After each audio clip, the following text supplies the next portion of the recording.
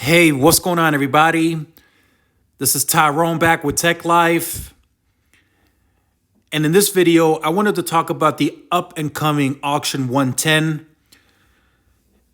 and why I think in the coming weeks and months, this is going to be a bigger topic. So the C-band auction ended in a very expensive manner. It was really expensive for Verizon and At&T to get a hold of that mid-band spectrum. And the phasing of that spectrum, it clears in several phases. So the A block clears in December. That's 100 megahertz. That has to be split between At&T and Verizon. It's a 60-40 split. So Verizon gets 60 megahertz, At&T gets 40. And then they have a 2-year gap up until December 2023 before the rest of those blocks clear, the B and the C, for them to widen that channel to a contiguous 100 megahertz, 120, 140, 160, however much they bought. Again, At&T only got 100 megahertz in one market, and that was Dallas. All the other markets, they're pretty much stuck at 80 megahertz. So for them, this auction 110 is going to be very, very, very important. There's 100 megahertz up for grabs total. The most a carrier can buy is 40 megahertz in chunks of 10 megahertz. So there'll be 4 carriers of 10 megahertz auctioned off at this auction. And this is another great article by Light Reading. I will leave it in the description down below. I don't know why Light Reading chose the name for auction 110. That's what you're seeing on the screen is not an official name for that auction. So the C-band auction, they called it C-band, and then CBRS was CBRS. We don't have an official name yet, excuse me, for the auction 110. So why do I think this auction is very important? As you see, the auction estimates that are going around from analysts and research firms, they're estimating the auction to range from 15 billion to 37 billion. Again, very expensive. Some are saying it could potentially mimic the spending of C-band, which would be, in my opinion, completely insane. So most have agreed, and I said this in a previous video as well, that At&T would be the big spender in this auction 110, that they would get 40 megahertz nationwide, no ifs, ands, or buts. I don't care what happens. At&T is getting 40 megahertz. They're going to outbid whoever they need to outbid to get 40 megahertz because of the fact that they're behind on midband. By them reaching out to the FCC with the concern of the spectrum screening, many said that At&T is admitting that they're behind in midband. The United States is built on capitalism and free market. It's time to compete. And some are willing to admit it, some are not willing to admit it. T-Mobile made a chess move. It got approved. They got the Sprint spectrum. And now they're leading in that department. They have a boatload of spectrum. It's a fact. Verizon helped their spectrum situation by spending what they spent on C-band, which is why a good group of analysts are agreeing that Verizon may sit out auction 110, that they wouldn't bid to any significant amount to where they would win any if they did participate.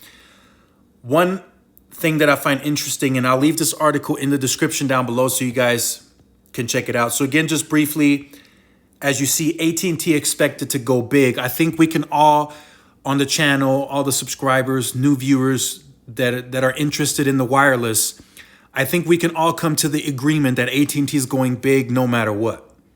They're literally getting rid of a business that they've invested in under Randall Stevenson for years by purchasing DirecTV and Warner Media, and we're talking insane amounts of billions. 50, I think DirecTV is 56, Time Warner was like 89 billion. They're getting rid of that to better compete on wireless. That was, in my opinion, AT&T's chess move. That was their T-Mobile's chess move was getting Sprint. Verizon's chess move was buying up all the C-band, CBRS, and the millimeter wave. AT&T's chess move was getting rid of media, which I think needed to happen in a big way. And that allows them for more flexibility to invest in auctions like this, because now there's reassurance that with the media spinoff, there is capital available to pay down debt.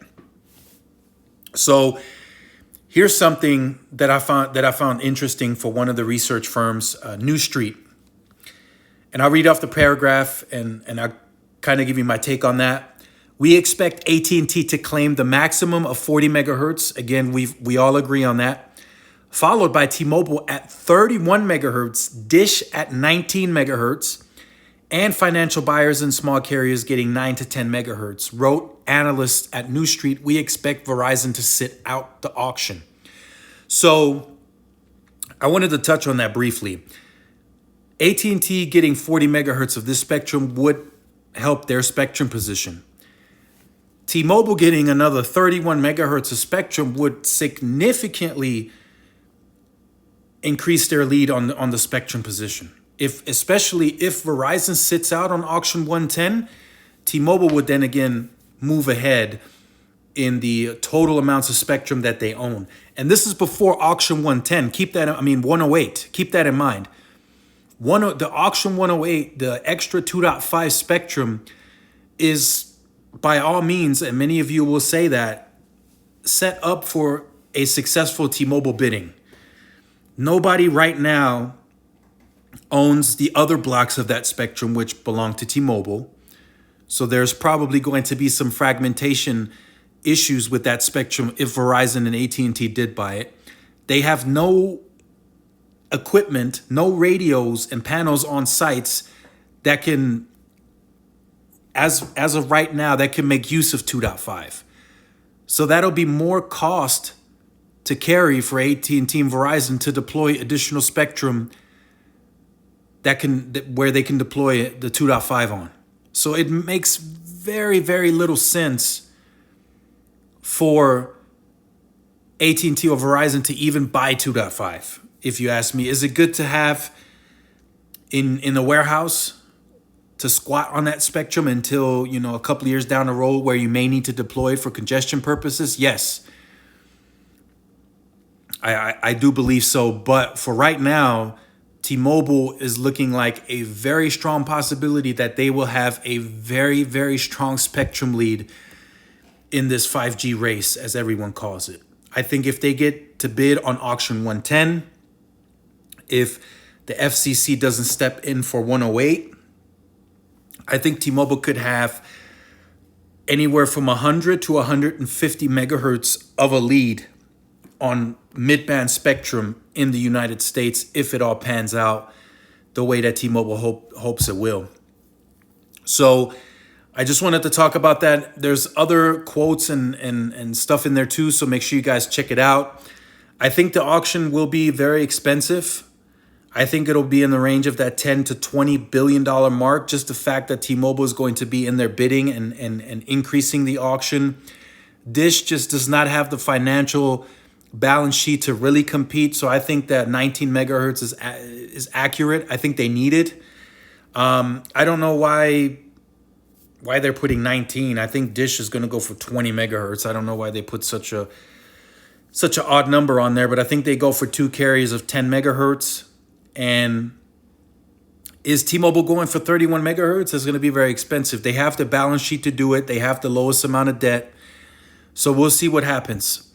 But let me know in the comment section down below, who do you guys think is going to get the most spectrum in auction 110? If you have been on the channel or you're new to the channel and you have not yet liked, shared, subscribed, make sure you do so. Hit that notification bell so you are notified when I do upload content. Make sure to follow my social media outlets for more updates and interactions. Thanks again for watching. This is Tyrone with Tech Life. I will see y'all in the next one. Peace.